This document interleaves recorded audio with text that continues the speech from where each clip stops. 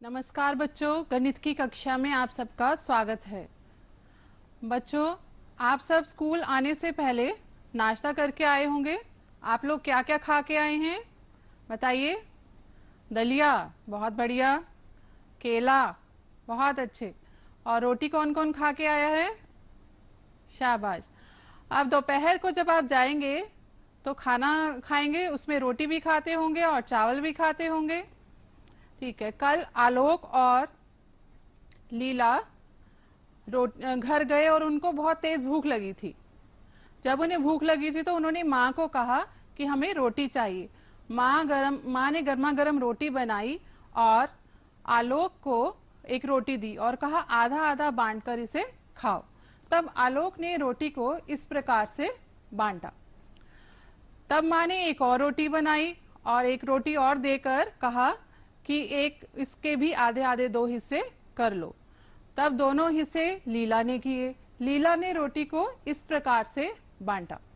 अच्छा बच्चों, ये बताओ, आलोक ने रोटी को सही तरीके से बराबर बराबर बांटा या फिर लीला ने रोटी को आधा आधा सही तरीके से बांटा?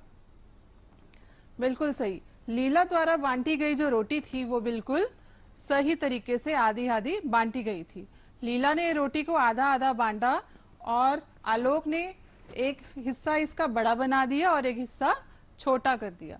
तो बच्चों, आधा आधा बांटने के लिए दोनों हिस्सों का बराबर होना बहुत जरूरी है। आज हम गिनतारा के पाठ 6 भिन्न के बारे में जानेंगे। बच्चों, अब हम मेरे पास कागज के कुछ टुकड़े हैं। इन टुकड़ों को मैं आधा आधा आपको करके दिखाऊंगी। ये देखो, यदि हमें इस कागज के 2 टुकड़े करने हैं, बराबर 2 हिस्से करने हैं, तो इसे हम इस प्रकार से कर सकते हैं।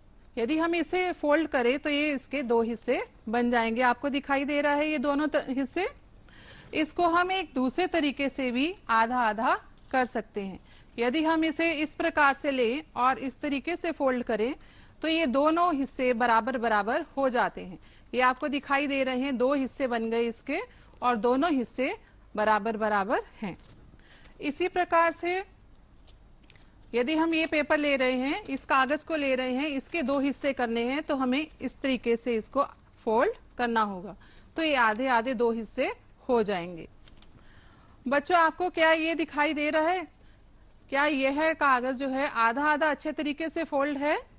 नहीं है, क्योंकि आधा आधा करने के लिए हमें इन दोनों को बराबर, आधा आधा करने का मतलब है दोनों हिस्से एक दूसरे के बराबर ऊपर आने चाहिए। जैसे यहाँ पर हो रहा था, यदि इसको हम फोल्ड कर रहे हैं तो दोनों हिस्से बराबर हैं, एक दूसरे को छुपा लिया है उन्होंने। इसमें भी इसी प्रकार से था कि दोनों हिस्से आपस में एक दूसरे के ऊपर आ रहे थे।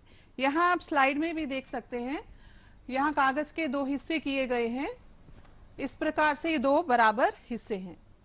ये भी आधा को दिखा रहा है। यदि हम इसे लंबाई के अनुसार मोड़ें तो ये इसके भी 2 बराबर हिस्से दिखाई दे रहे हैं।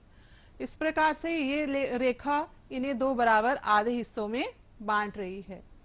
यहाँ भी ये रेखा, ये आपको रेखा दिखाई दे रही है, ये इसे 2 बराबर हिस्सों में बांट रही है। परंतु यहाँ इस चित्र में देखो, ये रेखा जो है इसको 2 बराबर भागों में नहीं बांट रही है, क्योंकि अब हमें समझ में आ गया कि आधा आधा का अर्थ है दोनों हिस्से बराबर होने चाहिए। बच्चों, किसी वस्तु को आधा आधा करने के लिए दोनों हिस्सों का बराबर होना बहुत जरूरी है।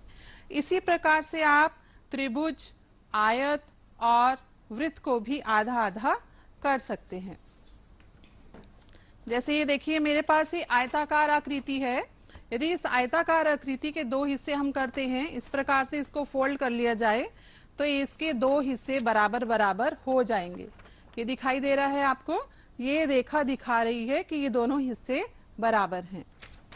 इसी प्रकार से हम त्रिभुज के भी 2 हिस्से बराबर कर सकते हैं। जैसे ये त्रिभुज है, ये आपको त्रिभुज दिखाई दे रही है। यदि इसके 2 बराबर हिस्से करने हैं तो इसको इस तरीके से हम फोल्ड करते हैं कि 2 बराबर हिस्से इसके दिखाई दे जाए। ये दोनों हिस्से इसके बराबर हैं।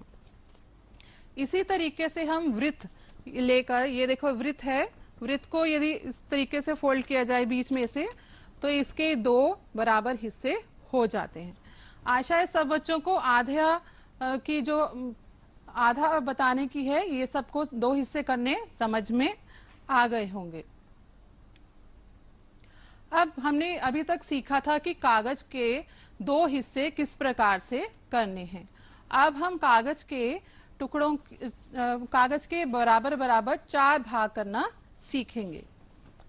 देखो मेरे पास एक यहाँ पर एक कागज है, ये आयताकार आपको पेपर दिखाई दे रहा है। मुझे इसके 4 बराबर टुकड़े करने हैं। तो सबसे पहले इसको हम इस प्रकार से फोल्ड करेंगे और मोड़ेंगे और इसको एक बार और मोड़ देंगे। अब जब हमने इसको मोड़ दिया तो आप खोल कर देखो, इसके यहाँ पर आपको 4 हिस्से दिखाई दे रहे हैं बराबर बराबर। यहाँ 4 हिस्से दिखाई दे रहे हैं, 1 2 3 और 4। यहाँ पर आपको कागज के 4 बराबर हिस्से दिखाई दे रहे हैं। इसी प्रकार से आप एक और तरीके से भी इसके 4 हिस्से कर सकते हैं। चौड़ाई के तरीके से भी आप इसके हिस्से कर सकते हैं। यदि आप इसको इस तरीके से फोल्ड करें और एक और बार आपने इसको फोल्ड किया और जब हम इसको खोलेंगे तो देखिए इसमें 4 हिस्से आपको दिखाई दे रहे हैं, 1 2 3 और 4। तो 4 बराबर हिस्से हमने कागज के कर दिए हैं। बच्चों एक और तरीके से भी आप कागज के 4 टुकड़े कर सकते हैं, 4 बराबर हिस्से कर सकते हैं। ये देखो यहाँ पर एक पेपर है मेरे पास। सबसे पहले इसको एक फोल्ड करना है हमें और फिर जब एक और बार मोड़ते हैं इसे तो इसे खोलकर हम देखते हैं तो 4 बराबर हिस्से इसके हो जाते हैं। तो यहाँ पर आपको चारों हिस्से बराबर दिखाई दे रहे हैं। यहाँ पर 1 2 3 4 हिस्से बराबर हैं। यहाँ स्लाइड में भी आपको पता चल रहा है कि कागज के टुकड़े को 4 बराबर हिस्सों में बांटने के लिए इसको हम किस प्रकार से कर सकते हैं। ये चारों हिस्से जो है इसके बराबर हैं। यहाँ भी चारों हिस्से आपको बराबर दिखाई दे रहे हैं, 1 2 3 4। यहाँ 5 हिस्से इन्होंने कर दिए हैं। यहाँ पर देखिए 1 2 3 4 हिस्से। यहाँ आपने 4 हिस्से करना सीख लिया। अब किसी वस्तु के 4 बराबर हिस्से करने पर इसके एक हिस्से को हम लिखते हैं 1/4 और इसको पढ़ते हैं हम 1/4 या फिर 1/4 भी हम कह सकते हैं। हाँ, इसी प्रकार से आप वृत्त आपको पता है, वृत्त के 4 बराबर हिस्से कर सकते हैं। ये देखिए मेरे पास एक वृत्त है और यहाँ पर दिखाया गया है आपको एक वृत्त के 4 बराबर हिस्से हैं। यहाँ पर आपको एक वृत्त दिखाया गया है, इसके 4 बराबर हिस्से हैं और 3 भाग इसके रंगे हुए हैं। इस वृत्त के 3 भाग रंगे हुए हैं। यदि हमें बताना है कि कितना भाग रंगा हुआ है इसका, तो ये हो जाएगा आपका 3/4, क्योंकि कुल भाग हमारे पास इसमें 4 हैं, 1 2 3 4। कुल भाग 4 हैं और रंगे हुए भाग इसमें 3 हैं, तो ये हो गया 3/4। इसको आप 3/4 भी कह सकते हैं और 3/4 भी कह सकते हैं। यहाँ इस चित्र में इस वृत्त के 8 हिस्से किए गए हैं। 8 बराबर हिस्से हैं। यहाँ पर देखो मेरे पास भी एक वृत्त है और इसके 8 बराबर हिस्से किए गए हैं। यहाँ 3 हिस्से रंगे हुए हैं इसके। यदि 3 रंगे हुए हिस्सों को हम देखें और कहें कि इसको भिन्न के रूप में लिखो, तो रंगे हुए हिस्सों की भिन्न हो जाएगी 3/8। तो ये 3/8 इसको हम लिखेंगे और पढ़ेंगे 3/8। आशा है सब बच्चों को अच्छे तरीके से यहाँ पर समझ में आ गया। अब यहाँ पर हम देखते हैं कि कुछ आपको चित्र दिखाई दे रहे हैं और बताना है कि कौन कौन से हिस्से रंगे हुए हैं। यहाँ 1 2 3 4 5 6 7 8, यहाँ पर कुल 8 आपको भाग दिखाई दे रहे हैं, जिसमें से एक भाग रंगा हुआ है। तो इसको आप लिख सकते हैं 1/8। यहाँ 1 2 3 4 5, कुल भाग यहाँ पर 5 हैं और 5 में से एक भाग रंगा हुआ है, तो आप इसको भिन्न के रूप में लिख सकते हैं 1/5। और इस चित्र में यहाँ पर 1 2 3 4 5 6 7 और 8, इस वृत्त के 8 भाग थे और 8 में से 3 भाग रंगे हुए हैं। तो आपको बताना है कि इसको भिन्न के रूप में हम किस प्रकार लिखें। तो यहाँ आ जाएगा आपका 3/8। यहाँ पर आपको एक त्रिभुज दिखाई गई है। त्रिभुज के 4 हिस्से किए गए हैं, 1 2 3 4, और एक हिस्सा इसमें रंगा हुआ दिखाई दे रहा है। आप इसको लिख सकते हो रंगे हुए हिस्से को 1/4। अब समझ में आ गया सबको। यहाँ पर आपके पास एक ही हिस्सा रंगा हुआ था तो 1/8 आ गया, इसमें 1/5, यहाँ 3/8 और 1/4। ये सारी जो संख्याएं हैं ये भिन्न भिन्न संख्याएं हैं। अब हम जानेंगे कि भिन्न क्या है। भिन्न को हम फ्रैक्शन भी कहते हैं। भिन्न एक ऐसी संख्या है जो किसी पूरी वस्तु या समूह के बराबर बराबर हिस्सों में बांटने पर उसके किसी एक भाग को दिखाती है। भिन्न एक ऐसी संख्या है जो एक पूरी वस्तु या समूह को बराबर बराबर हिस्सों में बांटने पर उसके किसी भाग को दिखाती है।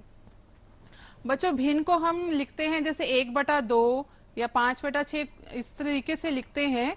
तो ये बीच में जो लाइन आती है, ये वाली रेखा होती है, इसको बटा की रेखा या फिर विभाजक रेखा कहते हैं।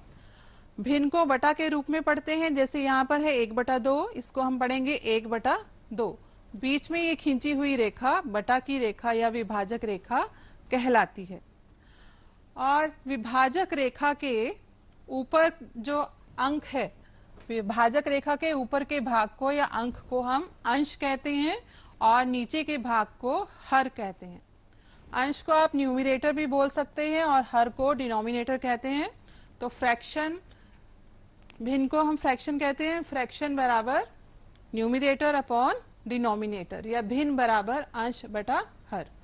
यहाँ पर आपको ध्यान देना है कि अंश कुछ टुकड़ों को बताता है जबकि हर कुल टुकड़ों को बताता है। किसी भी वस्तु के यदि हम कुछ टुकड़े कर रहे हैं, अंश बताएगा कुछ बराबर टुकड़ों को और हर बताता है कुल बराबर टुकड़ों की संख्या। यहाँ पर आप एक उदाहरण देख सकते हैं, 1/2, 2/3 और 4/9। इन सभी भिन्नों में विभाजक रेखा के ऊपर की संख्या जैसे 1, 2 और 4 ये अंश हैं, और इनके नीचे विभाजक रेखा आपको पता चल गया, ये विभाजक रेखा है जो अंश और हर को अलग करती है। जो नीचे की रेखा, नीचे के अंक हैं ये 2, 3, 9, ये हर हैं। भिन्न को हम 2 तरीके से समझ सकते हैं। भिन्न को समझने के लिए 2 तरीके हैं। एक तो है कि किसी चीज को समान भागों में बांटना, और दूसरा है समूह का एक भाग। जब हम किसी एक वस्तु के 2 भाग करते हैं, किसी एक वस्तु के हिस्से करते हैं और उसको बताते हैं, तो वो होता है भिन्न को एक चीज को समान रूप में बांटना। और दूसरा होता है जब बहुत सारी हमारे पास वस्तुएं हैं, उसी का कुछ अंश आपने इधर अलग से रख दिया, तो वो होता है समूह का एक भाग। जैसे यहाँ पर मेरे पास देखो एक सेब है, यहाँ पर सेब दिखाई दे रहा है, सेब है। तो सेब के यदि हम 2 बराबर हिस्से करते हैं तो ये हो जाता है 1/2। दोनों हिस्से इसके 1/2 को बताएंगे। इसी प्रकार से यदि मेरे पास 5 रंगीन पेन हैं, यहाँ पर मेरे पास 5 रंगीन पेन है, इसमें से यदि 2 पेन मैं किसी को दे दूं तो ये बताएगा हमें कि ये संख्या जो है 2 पेनों की भिन्न का एक भाग दिखाता है, समूह का एक भाग है ये। और सेब जैसे यहाँ पर है, ये एक वस्तु के 2 भाग किए गए हैं, तो ये भिन्न को किसी चीज को समान भागों में बांटना बताता है। जैसे यहाँ सेब के आपको दिखाई दे रहे हैं, 2 हिस्से किए गए हैं और यहाँ पर पेनों में से अलग अलग किए गए हैं। यहाँ 2 पेन हैं और यहाँ 3 पेन हैं। तो ये यदि सेब के 2 बराबर भाग किए जाएं और एक भाग किसी को दिया जाए तो प्राप्त भिन्न किसी चीज को समान भागों में बांटना दर्शाती है। और इसी प्रकार से यदि 5 रंगीन पेनों में से हम 2 पेन किसी को दे देते हैं तो प्राप्त भिन्न समूह का एक भाग दर्शाती है। समूह का मतलब कलेक्शन हो गया। कलेक्शन में से यदि हम किसी को कुछ पार्ट दे रहे हैं, भाग दे रहे हैं, तो वो उसके अनुसार होगा।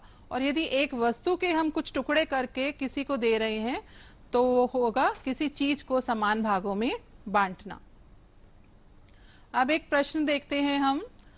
यहाँ पर आपको एक प्रश्न दिखाई दे रहा है, रमन के पास एक पिज्जा है और उसके 4 भाग किए गए हैं। यहाँ पर आपको दिखाई दे रहे हैं इसके 4 भाग किए गए हैं और रमन ने 1 भाग खा लिया, तो बताओ कि उसने पिज्जा का कितना भाग खा लिया। बच्चों यहाँ पर आपको पिज्जा के 4 हिस्से दिखाई दे रहे हैं और रमन ने उसमें से खाया है 1 हिस्सा, अतः रमन द्वारा खाया गया हिस्सा हो गया 1/4। अब ये जो एग्जाम्पल है यह है आपका उदाहरण, अंश को कुछ बराबर टुकड़ों के बारे में बता रहा है। अंश कुछ बराबर टुकड़ों के बारे में बता रहा है और हल जो है हर कुल टुकड़ों के बारे में बता रहा है। ये अंश है, ये आपको बता रहा है कुछ टुकड़ों के बारे में और हर बता रहा है कुल टुकड़ों के बारे में। अब यहाँ पर देखो, मयंक के पास 10 टॉफियां हैं, उसने अपने दोस्त पवन को 3 टॉफियां दे दी। अब बताना है आपको कि मयंक ने टॉफियों का कौन सा भाग पवन को दिया। ये टॉफियां आपको दिखाई दे रही हैं। जैसे यहाँ पर कुल 10 टॉफियां हैं, कुल 10 टॉफियों में से 3 टॉफी उसने मयंक ने पवन को दे दी, तो ये आपके पास पूरा कुल समूह था, समूह का एक भाग उसने उसको दे दिया है। तो अब इसको किस प्रकार से हल करोगे, भिन्न के रूप में कैसे लिखेंगे। ये 10 में से आपने 3 टॉफीज दे दी हैं, 3 टॉफियां दे दी, तो ये 3 हो गया और कुल हमारे पास कितनी टॉफियां थी, 10। तो इसको भिन्न के रूप में यदि हम लिखेंगे तो ये हो जाएगा 3/10। तो पवन को दी गई टॉफियों की संख्या 3 है और मयंक के पास कुल टॉफियों की संख्या थी 10। तो अंश बता रहा है यहाँ पर कुछ भाग को और हर बता रहा है कुल भाग को। इसमें अंश समूह का एक भाग बता रहा है और हर एक पूरा का पूरा समूह बता रहा है। अब हम भिन्नों के बारे में हमने जान लिया, अब हम जानेंगे कि भिन्नों की तुलना कैसे करें। बच्चों आपको संख्याओं की तुलना करना तो अच्छे तरीके से आता है। संख्याओं में आपने देखा है जैसे 5 है और 6 है, 5 बड़ा है या 6 बड़ा है, 6 बड़ा है। इसी प्रकार से आप भिन्न को भी आप इसका डिफरेंस करना या तुलना करना सीखेंगे। भिन्न के तुलना करने के लिए हम एक फ्रैक्शन स्ट्रिप इसका यूज करेंगे, इसको भिन्न पट्टी भी कहते हैं। यहाँ पर 1, 2, 3, 4 इसके 4 हिस्से किए गए हैं बराबर बराबर, और यहाँ पर भी 1, 2, 3, 4 बराबर हिस्से इसके किए गए हैं। ये जो यहाँ पर 1, 2, 3 रंगे हुए हिस्से हैं ये बताते हैं 3/4 भिन्न को, और यहाँ पर एक रंगा हुआ हिस्सा है यह बता रहा है 1/4 भिन्न को। अब हम जानते हैं कि 3 बड़ा होता है 1 से, इसलिए 3/4 भी बड़ा है 1/4 से। आशा है सब बच्चों को अच्छे तरीके से यहाँ समझ में आ गया। जैसे 3/4 है, यहाँ पर आपको स्लाइड में भी दिखाई दे रहा है, 3 इसके 4 बराबर हिस्से किए गए हैं और यहाँ पर इसके भी 4 हिस्से किए गए हैं। जब आपके यहाँ पर बराबर बराबर हिस्से हैं, ये आपके बराबर हिस्से बता रहे हैं हर को, तो हम जानते हैं 3 बड़ा है 1 से, इसलिए 3/4 बड़ा है 1/4 से। 3/4 इज ग्रेटर देन 1/4 हो जाएगा। भिन्नों की तुलना करना सब बच्चों को समझ में आ गया। तो इसमें आपने यही ध्यान रखना है, यदि हर समान है तो जो अंश बड़ा होगा तो वो भिन्न बड़ी होगी, और यदि अंश छोटा है तो वह भिन्न छोटी हो जाएगी। अब भिन्नों को आरोही और अवरोही क्रम में लिखना हम सीखेंगे। बच्चों यहाँ देखो, यहाँ आपको भिन्न पट्टियां दिखाई दे रही हैं। यहाँ पर पहली भिन्न पट्टी में 5 हिस्से किए गए हैं, यहाँ भी 5 हिस्से हैं, इन सभी में 5 हिस्से किए गए हैं, परंतु यहाँ पहले वाले में यहाँ एक रंगा हुआ भाग है तो इसको हम लिख सकते हैं 1/5। यहाँ 2 रंगे हुए भाग हैं, इसको लिख सकते हैं हम 2/5। यहाँ 3 रंगे हुए भाग हैं, इसको लिख सकते हैं हम 3/5, और यहाँ 4 रंगे हुए भाग हैं, इसको लिख सकते हैं हम 4/5। यहाँ रंगी गई सबसे बड़ी भिन्न कौन सी है? अब आप संख्याओं के हिसाब से भी बता सकते हैं। सबसे बड़ी संख्या 1, 2, 3, 4 में से कौन सी होगी? 4 होगी। बिल्कुल सही। तो इसलिए 4/5 जो भिन्न है वो सबसे बड़ी भिन्न होगी और सबसे छोटी भिन्न 1/5 है। अब हमने इसे आरोही क्रम में लिखना है। आरोही क्रम का मतलब है हमें बढ़ते जाना है, असेंडिंग ऑर्डर में हमने करना है। असेंडिंग ऑर्डर में या आरोही क्रम में सबसे पहले आप सबसे छोटी संख्या लिखोगे, फिर उसके बाद उससे बड़ी और उसके बाद उससे बड़ी संख्या लिखोगे। तो भिन्नों में भी यही होगा। यहाँ सबसे छोटी भिन्न है 1/5, फिर 2/5, 3/5 और 4/5। तो इसको हम लिख सकते हैं 1/5 छोटा है 2/5 से, 2/5 छोटा है 3/5 से और 3/5 छोटा है 4/5 से। अब इसी प्रकार से अवरोही क्रम में जब हम लिखेंगे, अवरोही का मतलब है डिसेंडिंग ऑर्डर। अवरोही क्रम में हम लिखते हैं तो सबसे पहले बड़ी संख्या आएगी, फिर उससे छोटी और फिर उससे छोटी। इसी प्रकार से भिन्नों में भी यही क्रम रहेगा। तो सबसे बड़ी भिन्न यहाँ पर थी हमारे पास 4/5 और 4/5 बड़ा है 3/5 से, 3/5 बड़ा है 2/5 से और 2/5 बड़ा है 1/5 से। इसी प्रकार से हम एक और उदाहरण भी देख सकते हैं। एक और उदाहरण लेते हैं, इसे आरोही क्रम में लगाना है हमें। कुछ भिन्नें दी हुई हैं 2/8, 5/8, 7/8 और 3/8।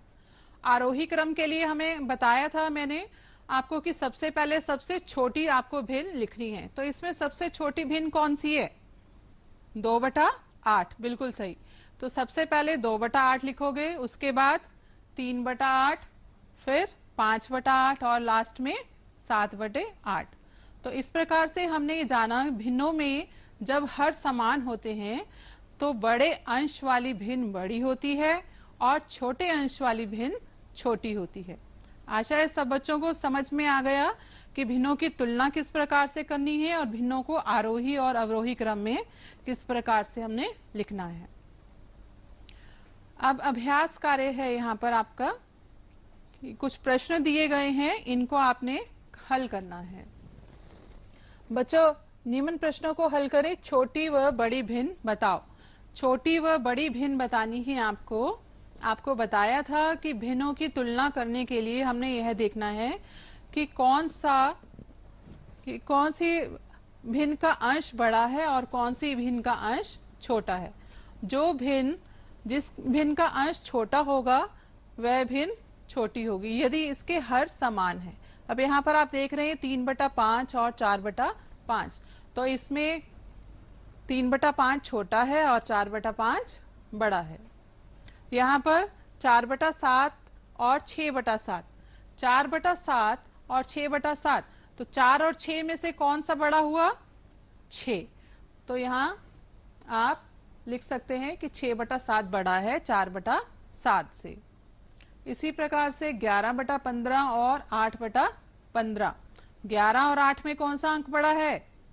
11। तो 11/15 बड़ा है 8/15 से। और यहाँ 12/17 और 8/17 में 12 बड़ा है 8 से, इसलिए 12/17 बड़ा है 8/17 से। अब यहाँ पर दूसरा प्रश्न देखो। चित्र देखकर रंगे हुए भाग को भिन्न के रूप में लिखो।